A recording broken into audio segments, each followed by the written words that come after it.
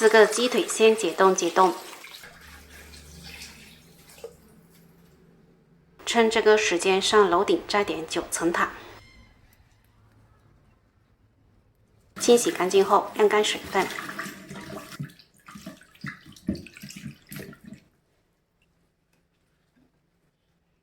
解冻好的鸡腿冲洗干净，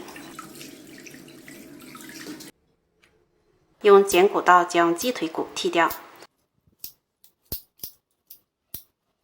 像这样剩下鸡腿肉就可以了。将鸡腿肉分4份切，再将每一份对半切开，全部处理好装碗中。拍几个大蒜，再剁碎一点，蒜多一点会比较香。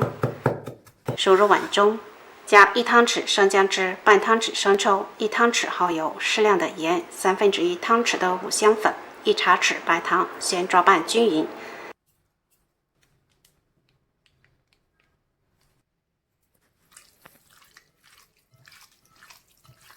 再打入1个鸡蛋，继续抓拌混合均匀，放一旁腌制20分钟。趁这个时间调点粉糊，50克面粉加少许盐跟清水搅拌混合均匀，饺汁比酸奶要浓稠一些。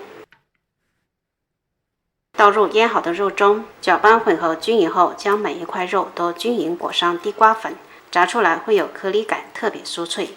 让它静置3分钟，这个步骤是为了让它反潮，油炸的过程才不会掉粉的厉害。锅中倒适量的油，在油温5成热，下入9层塔，炸出香味，炸酥就可以捞出装盘啦。再下入鸡块，炸至定型后再来翻动，脱粉才没那么厉害。大概炸3至5分钟，表面微黄，先控油加出，将油里的残渣打掉。油温再次升高后，放入鸡块，复炸30秒。炸至上色酥脆就可以控油加出啦，咱们的盐酥鸡就炸好了。吃时可以撒上盐粉或沾点番茄酱吃，加上炸好的9层塔作为点缀，表皮特别酥脆，外酥里嫩。好了，这期的视频就分享到这里，喜欢的朋友可以在家试一下，拜拜。